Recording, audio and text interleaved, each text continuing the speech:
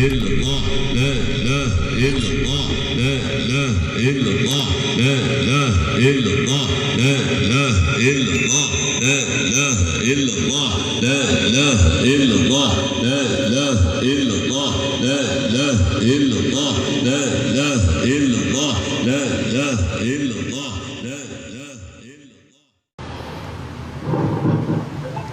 Ila hadratin Nabil Mustafa kiramul Fatihah. Warahmatullah. Bismillahirrahmanirrahim. Alhamdulillahi Rabbil Alamin. Ar-Rahmanir Rahim.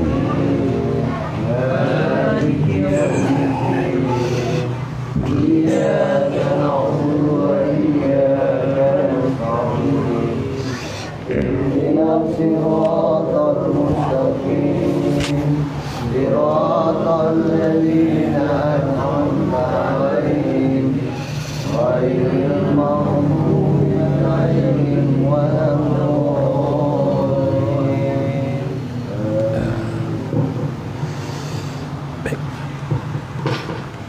Assalamualaikum warahmatullahi wabarakatuh.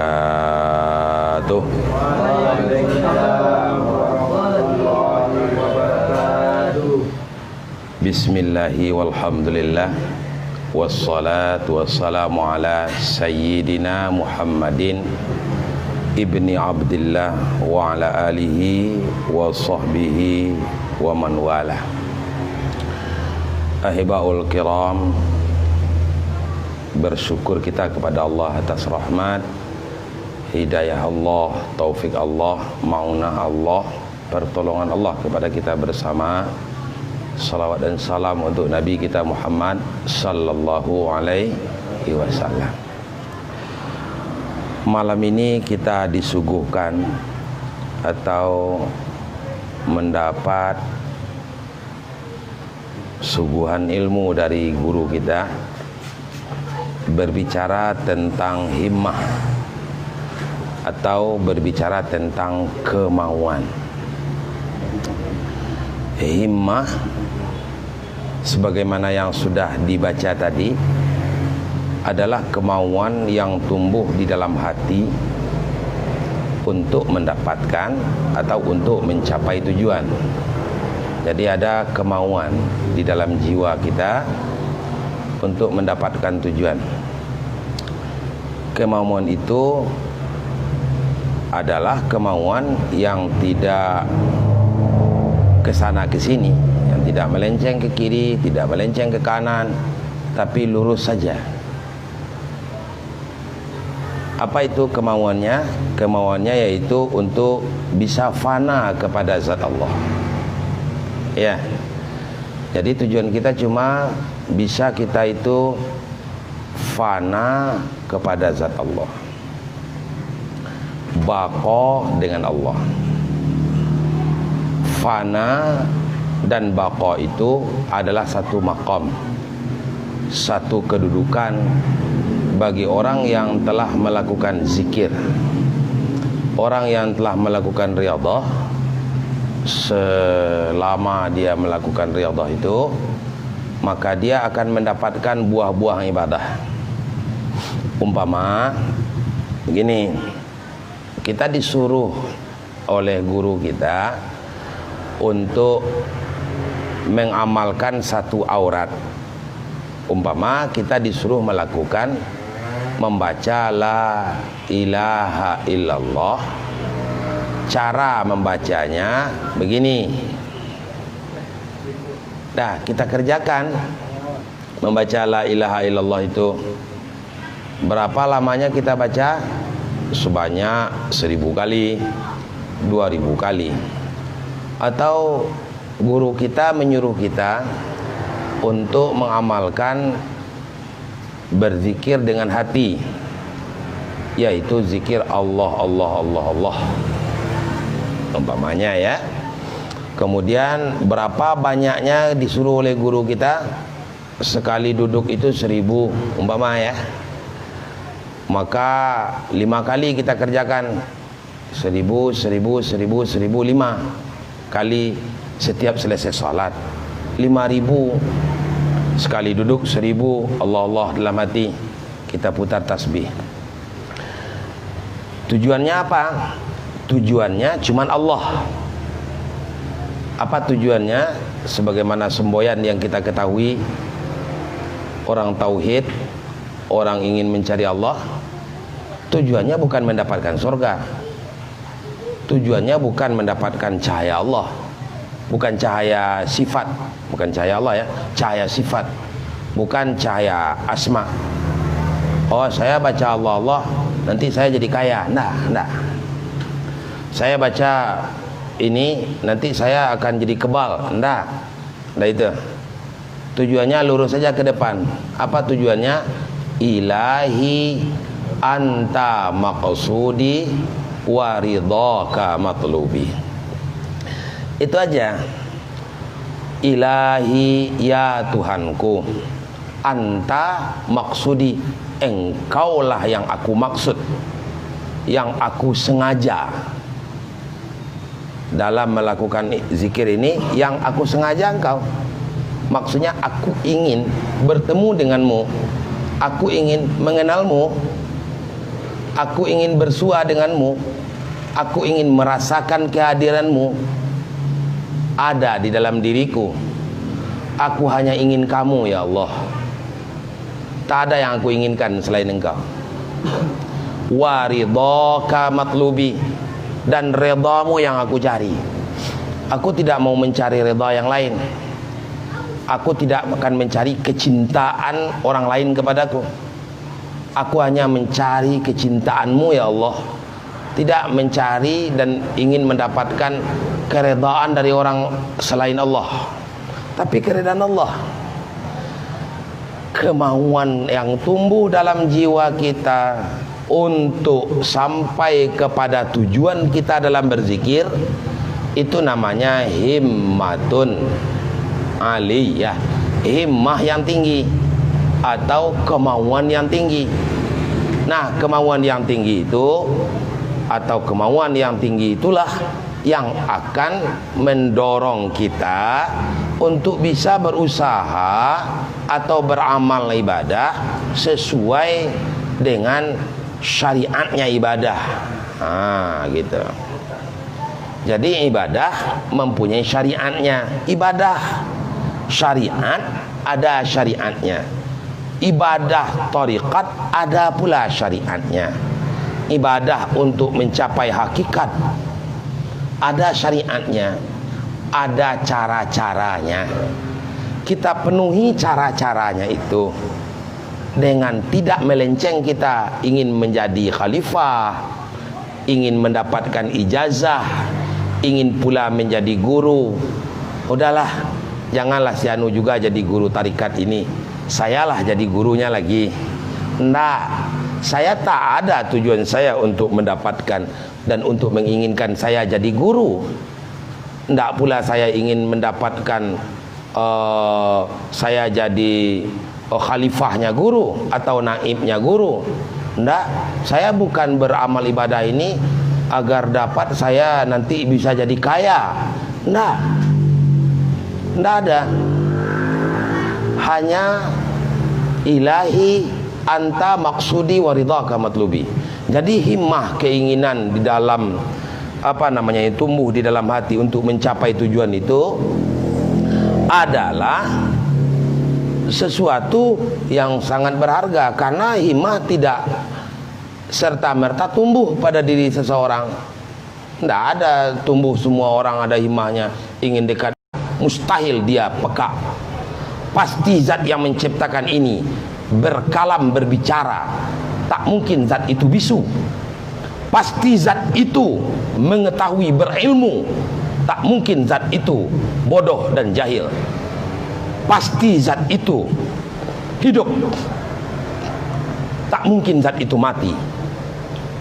Keyakinan penuh terhadap ini namanya kita mengambil satu langkah. Ada himmah kita mempelajari ilmu tauhid. Ilmu tauhid yang diolah dengan akal, ilmu yang tauhid yang diolah dengan nalar, melahirkan ilmu tauhid. dan melahirkan keyakinan yang penuh dengan Allah. Keyakinan itu berputar di mana? Keyakinan itu berputar dalam pikiran. Tapi ini tidak menjamin. Karena banyak orang belajar ilmu tauhid. Bagaimana cara bertauhid? Siapa yang Tuhan? Siapa yang Dia?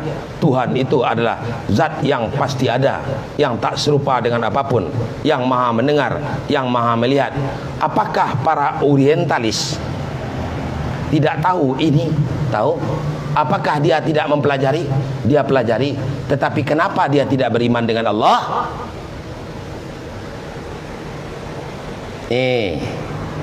Maka tidak cukup, tidak sempurna, tidak akan sampai orang itu beragama dengan sempurna, tidak akan kuat keyakinannya tanpa dia mau mengenal Allah melalui zikir. Karena apa? Karena mengenal Allah dengan fikir tadi melahirkan ilmu, maka mengenal Allah dengan zikir akan melahirkan zuk atau rasa. Rasa apa? Rasa dekat, rasa dilihat, rasa didengar, rasa dihidupkan, rasa dikendalikan, rasa diperhatikan, rasa digerakkan untuk berbicara, rasa diawasi, rasa diintip. Siapa yang melihat? Siapa yang mendengar? Itulah zat. Rasa dilihat Allah, rasa didengar Allah, rasa diketahui Allah. Bukan berada pada tataran pengetahuan, tetapi berada dalam tataran rasa. Rasa apa? Rasa dilihat. Setelah tahu orang Allah melihat, setelah yakin dia Allah melihat, maka timbullah rasa. Rasa sedang dilihat, rasa sedang didengar, rasa sedang diketahui apa gerak-geriknya. Orang yang mendapatkan rasa ini bukanlah orang berfikir, tetapi orang yang berzikir. Maka kokohnya iman. Ada rasa dalam diri kita bertuhan, atau rasa bertuhan itu diperoleh dengan berzikir dan melatih zikir. Melatih diri dalam berzikir. Maka melalui tahap pertama, membenarkan dua kalimat syahadat. Syahadat pertama dulu, baru syahadat kedua. Dan kedua-duanya tak boleh dipisahkan. Asyhadu an la ilaha illallah wa asyhadu anna Muhammadar Rasulullah. Maka baru sempurna Islam. Menyaksikan Allah. Aku bersaksi, aku melihat, aku memandang, aku bersumpah. Asyhadu, syahadah. Kalau syahidtu televisi, aku melihat televisi, menonton. Maka kalau makna syahidah dengan mana menonton dengan mata kepala, andaikan diartikan ke sini, aku menonton, aku nampak mata kepalaku bahwa tak ada Tuhan selain Allah. Kalau dimanakan syahidah itu dengan mana hadara, hadir dalam jiwaku, Allah saja yang Tuhan, yang lain tidak. Hanya Allah yang Tuhan. Kalau makna syahidah itu adalah aku meyakini, maka keyakinan yaitu as-sabit fil qalbi, keyakinan al-ilmu as-sabit bil qalbi. Yakin itu adalah al-ilmu as-sabit bil qalbi, pengetahuan yang kokoh dalam jiwa, la syakka fi, yang tidak diragui lagi. Yakin dia hal itu. Kalau dimanakan syahidah itu dengan mana ilmu, aku tahu persis, betul tak ada Tuhan selain Allah. Yang Tuhan itu Allah aja. Maka orang yang semacam ini namanya orang benar syahadahnya, tapi belum tahu orang yang benar syahadahnya, orang yang yakin ini dapat merasa kehadiran Allah di mana saja dia berada. Akibat orang tak merasa kehadiran Allah di mana saja berada, sering kesandung melakukan kemaksiatan. Akibat orang tak merasa Allah mendengarnya, kesandung lidahnya ngomongin orang. Akibat orang tak merasa Allah mendengar, Allah melihat, dia tak merasa Allah mendengar. Dia tahu Allah mendengar, dia tahu Allah melihat, tapi dia tak merasa Allah mendengar. Dia tak ada merasa bahwa Allah melihatnya, mendengarnya. Ujung-ujung permasalahannya adalah dia melakukan amal kefasikan. Berzinalah dia, mabuk-mabukanlah dia, mencurilah dia, menzalimi oranglah dia, korupsilah dia. Maka saya katakan, maka kita katakan, maka Abuya kita katakan bahwa kalau ingin negara ini bebas dari korupsi, kembalikan orang kepada Allah. Bukan pengetahuan saja, mengetahui Allah, karena cukuplah di sekolah-sekolah orang belajar agama tentang tauhid. Tapi orang bertauhid itu, orang yang mempelajari tauhid, tidak bisa merasakan. Kenapa para koruptor bisa koruptor dia? Ya karena dia tidak merasa Allah melihatnya, cuman tahu aja. Maka kalau orang cuman tahu, berdalih-dalih dia, ya kalau Allah melihat, kamu tahu Allah melihat? Tahu. Kenapa kamu curiga? Kalau Allah kan tidak ada apa-apain kita katanya. Berarti dia tak rasa. Kalau orang mendapat rasa Allah melihatnya, jangankan dilihat rasa, dilihat Allah, rasa dilihat orang saja udah menggigil kita melakukan kejahatan, udah menggigil kita melakukan kesalahan. Orang biasa aja, jangankan guru kita, jangankan bapak kita, orang maling, kenapa dia maling itu ngumpet-ngumpet? Ada orang maling itu terus terang? Ada enggak? Enggak ada. Kalau maling itu enggak terus terang, ngumpet-ngumpet. Kalau terus terang namanya merampas. Iya enggak? Nah, maling. Kenapa dia malu, dia lihat orang? Coba lihat orang diangkat polisi maling, menunduk-nunduk dia, malu dia. Malu dia, kelihatan wajahnya. Dilihat orang aja malu, apalagi kalau dilihat Allah. Tapi karena rasa itu tidak datang, maka dipertele-telekannya Allah.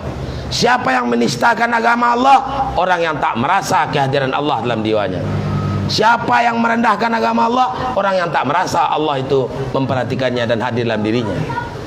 Maka himmah yang ada dalam diri kita untuk memperoleh fana pada Allah itulah yang harus kita pupuk setiap hari. Tidak ada kita membelok-belok kiri kanan.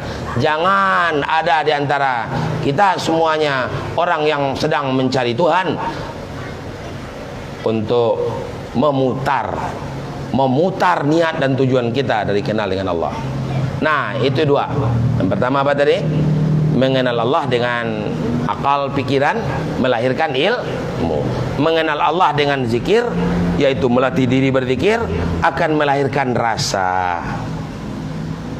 Nah, dalam orang melakukan zikir inilah mendapat buah. Banyak buah yang ia dapatkan. Yang pertama buah yang ia dapatkan, yang kepentingan duniawinya. Sejak berzikir, mudah aja rezekinya. Ada yang gitu. Tapi jangan terpukau. Karena ada orang berzikir, semakin lama dia berzikir semakin susah hidupnya. Sejak dia taubat, payah hidupnya. Ada begitu? Ada juga. Maka tidak ada hubungan antara kekayaan yang kita peroleh, kesenangan hidup dunia itu, dengan Allah sayang dan tidak sayang dengan kita. Karena banyak orang banyak duitnya, tapi Allah benci sama dia. Ya tak? Tidak disukai oleh Allah. Di dunia dia bahagia, di akhirat dia sengsara. Yang lebih susah Sudah di dunia dia sengsara, di akhirat dia masuk neraka. Nauzubillahi min zalik. Maka oleh karena itulah kita wajib memperdalam kajian ketauhidan, yaitu kajian ketauhidan mengenal Allah. Apatah lagi dalam melaksanakan ibadah syar'i seperti salat. Salat akan ditimbang, belum ditimbang ini amal semuanya, belum dinilai ini amal semuanya nanti di akhirat sebelum ditimbang amal salat. Kan begitu? Ya. Tapi saya salat itu tak pernah kunjung khusyuk ya. Nah, di sini karena kita tidak mau mengaji. Karena kita tak mau mengkaji, kita tak mau mentamakunkan akal pikiran kita, meletakkan rasa gimana sebetulnya salat itu. Salat sebagaimana yang kita ketahui adalah menyembah. Menyembah siapa? Menyembah Allah. Apanya yang kita sembah? Namanya, sifatnya, sebutannya, atau zatnya? Apanya? Zatnya. Jadi yang disembah itu zat Allah. Duduk dulu satu. Istilah orang tarikat Syatari itu namanya si wujud muhad. Apa namanya? Wujud muhad. Apa itu? Yang disembah itu zat Allah. Kaifa ta'budunallah wa antum la ta'lamunahu. Bagaimana kamu bisa menyembah Allah, kamu tak kenal dengan Allah? Maka langkah pertama untuk mendapatkan kekhusyukan salat ajalah apabila kita kenal dengan Allah. Betul. Yang menyembah siapa tadi? Zat Allah. Bukan. Yang disembah siapa? Zat Allah. Bukan namanya yang kita sembah. Satu. Yang menyembah siapa? Kita kan menyembah ini. Menyembah siapa? Menyembah Allah. Siapa yang menyembah? Yang menyembah itu adalah sifat. Apa Pak? Sifat. Yang disembah? Zat.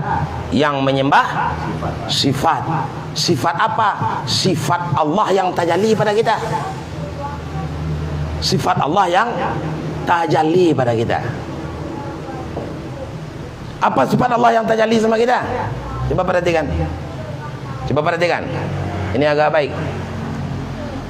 Bapak bisa berdiri, ruku, i'tidal, sujud, duduk antara dua sujud, mengangkat tangan melalui memakai tenaga tidak? Memakai tenaga tidak?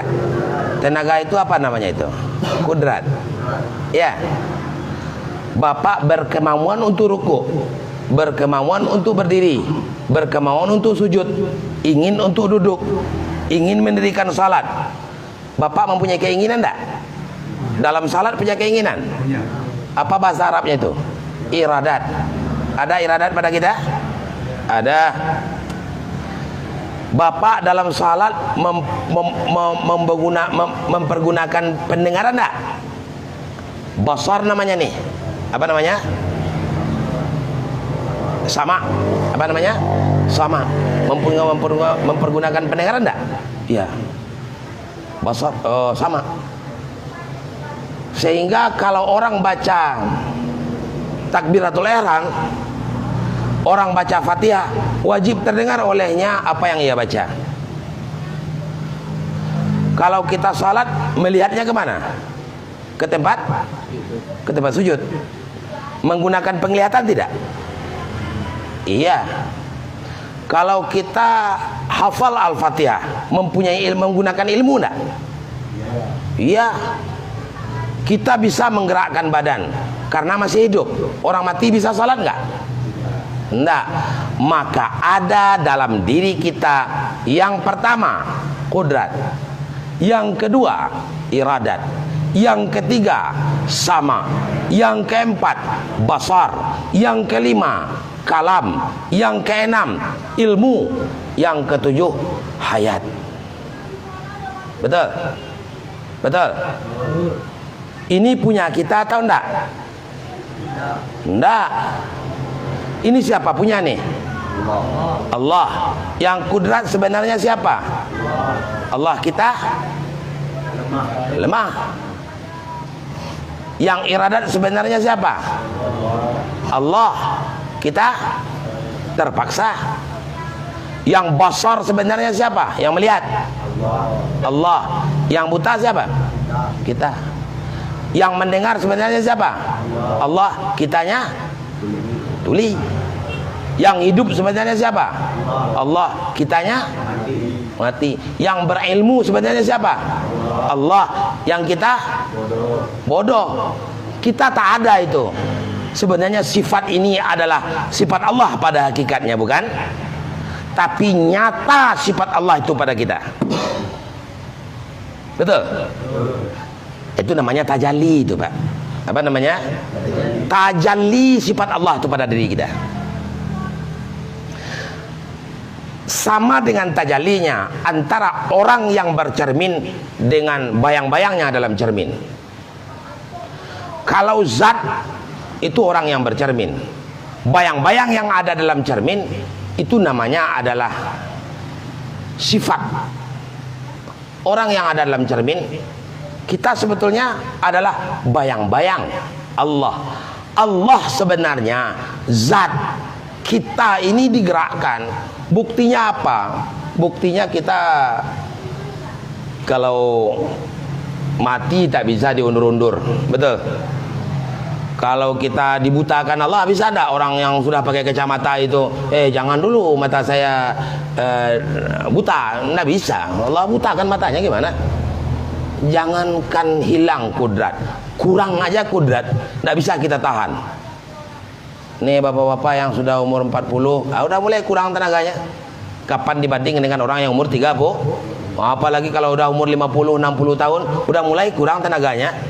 Kurang kudratnya, menandakan kudrat kita adalah kudrat sebenarnya diberikan Allah sesuai dengan kehendak Allah memberikan. Jadi kita pada hakikatnya sifat yang ada pada kita ini adalah bayangan atas sifat Allah. Kan gitu. Jadi sebenarnya yang ruku, yang i'tidal, yang membaca, yang sujud itu siapa? Sifat ma'ani Allah. Sifat sebenarnya yang menyembah zat. Jangan saya pula dikatakan sesat nanti. Kalau tak duduk kajian ini berbahaya. Sifat Allah yang tajalli pada kita itu sebenarnya yang menyembah zat Allah. Betul? Sifat siapa ini sebenarnya? Kudrat, iradat, ilmu, sama, basar, kalam, hayat. Sifat Allah. Nyata pada diri kita sekarang itu yang menyembah zat Allah. Paham? Paham? Sifat yang ada pada kita ini bertempat di mana? Di dalam roh kita. Di mana? Kalau roh kita tidak ada di tubuh kita, apakah ada kudrat kita? Apakah ada iradat kita? Apakah ada ilmu kita? Apakah ada sama dan basar kita? Tidak ada. Artinya roh itu adalah tempat nyangkutnya sifat Allah tadi. Tempat nyangkutnya di sana, menggantung dia di sana. Maka roh itu mempunyai pusar. Pusatnya disebut dengan qalbu. Apa namanya? Hati. Hati itulah yang menggerakkan tempat bersandarnya. Maka roh atau tubuh yang halus itu adalah tempat kita menyembah. Yang disembah zat, yang menyembah sifat, tempat menyembah adalah rohaniyah atau tubuh yang halus. Dah. Kalau kita menyembah Allah, apa yang kita persembahkan? Apa yang kita persembahkan? Yang kita persembahkan adalah tubuh yang kasar. Jasmani kita, badan jelek kita ini nih. badan kita rungkukkan. Yang menyuruh merungkukkan ini siapa ini? Hati kita yang nyuruh kan? Nah, jadi yang menyuruh kita ruku, i'tidal, sujud itu adalah roh kita, hati kita. Yang disuruhnya untuk ruku, sujud, angkat tangan, i'tidal, duduk antara dua sujud, tasyahud awal, tasyahud akhir, membaca kalimah-kalimah salat. Yang disuruhnya siapa? Tubuh yang kasar atau jasmani. Maka yang dipersembahkan itu adalah tubuh yang kasar atau jasmani. Tempat menyembah itu adalah tubuh yang halus atau roh atau pusatnya yaitu hati. Yang menyembah itu adalah sifat Allah yang tajalli pada diri kita. Yang disembah itu adalah Allah, zat Allah.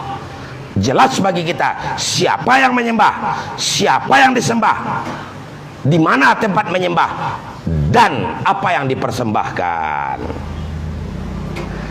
Maka kalau orang itu sudah mempelajari dan harus tahu, yang terakhir harus tahu bagaimana cara menyembah. Apa? Cara? Kalau orang tak tahu cara menyembah Allah gimana? Dia kira menyembah Allah sama dengan menyembah patung. Dia kira menyembah Allah sama dengan salam dengan guru atau dengan orang tua. Enggak. Caranya gimana agar nyambung, agar orang salat itu ujungnya terletak pada dua yang di atas. Apa itu? Yang pertama, yang disembah siapa? Zat Allah, si wujud muhad. Yang menyembah siapa? Yang menyembah sifat, itulah si wujud am. Tempat menyembah siapa? Itulah tubuh yang halus, namanya a'yan sabitah. Yang dipersembahkan apa? Itulah tubuh yang kasar, namanya a'yan kharijiyah. Agar orang dalam menyembah Allah subhanahu wa ta'ala, menyembah zat Allah subhanahu wa ta'ala sampai kepada derajat fana, maka dia wajib berusaha mempelajari, mengamalkan cara-cara menyembah Allah. Kalau dia tak mengamalkan cara-cara menyembah Allah, maka tak bisa dia sembah. Bagaimana dia akan menyembah? Kan begitu kajinya. Nah, oleh karena itulah Bapak yang dirahmati Allah, caranya harus tahu kita. Ah, bagaimana caranya? Caranya ringkas saja. Caranya agar dapat rasa kita kepada Allah, carilah rasa dalam berzikir agar teramalkan dalam salat, terpakai seumur hidup, sudahnya baru sudah berpulang ke rahmatullah saja.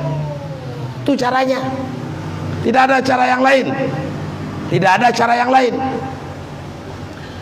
Kecuali cara itu adalah dengan cara menyembah Allah, dengan berzikir kepada, semakin kuat zikir orang, akan semakin gampang dia memfungsikan sifat menyembah zat. Hilanglah tubuh yang kasar, hilanglah tubuh yang halus, maka dia salat tidak ada gatal-gatal badannya lagi. Orang salat Allah rasa udah. Itu aja sifat Allah. Yang rukuk, yang i'tidal, yang sujud itu sifat Allah semua. Allah. Nah, ini namanya apa? Himah kita. Agar salat kita khusyuk, agar salat kita itu benar, agar salat kita itu jelas. Banyak orang salat tapi tak jelas salatnya. Mulai dia salat gatal di garutnya juga. Mulai dia salat pikirannya kemana-mana juga. Bagaimana caranya nih supaya pikiran kita tidak kemana-mana? Allah. Dapatkan rasa dengan Tuhan. Kalau tak dapat rasa dengan Tuhan, takkan pernah salat itu khusyuk. Orang kalau tak ada rasa dia dilihat, orang kalau tak ada rasa dia didengar, kalau orang tak ada rasa dia diketahui, maka takkan dapat rasa enaknya ibadah. Maka halawatul iman itu diperoleh adalah dengan sebab ada zukus salim, rasa yang salim dalam jiwa kita, dalam hati kita. Rasa apa? Rasa dimiliki Tuhan, rasa dikuasai Tuhan, rasa dikendalikan Tuhan, rasa digerakkan Tuhan, rasa diintip Tuhan, rasa dikenal Tuhan, rasa diiringi oleh Tuhan kemanapun kita pergi. Itulah yang menyebabkan kita ini disuruh untuk berzikir banyak-banyak. Jandidu imanakum biqauli la ilaha illallah. Baru-barui imanmu dengan mengucapkan la ilaha illallah. Paham, Pak? Apalagi para ulama-ulama tasawuf dulu, tidak mungkin kita ini tanpa pertolongan daripada Rasulullah sallallahu alaihi wasallam. Maka dia bermunajat, ya hayyu ya qayyum qawwina alal islam bi barakati sayyidil kiram Muhammadin khairil anam. Diwiridkan. Untuk apa? Agar mendapat rasa dan ada sambungan kita dengan Rasulullah sallallahu alaihi wasallam. Di bapak-bapak yang dirahmati Allah, kita untuk memperoleh fana pada zat Allah tak ada jalan, tak ada langkah kecuali langkah dan jalan yang telah ditunjukkan oleh para ulama-ulama sufi, ulama-ulama tasawuf untuk memperoleh dekat dengan Allah, memperoleh fana kepada Allah Subhanahu wa taala. Ada berkah, ada manfaat kajian kita pada malam hari ini. Kita akhiri dengan ucapan maaf dan salam. Wassalamualaikum warahmatullahi wabarakatuh. Waalaikumsalam warahmatullahi wabarakatuh.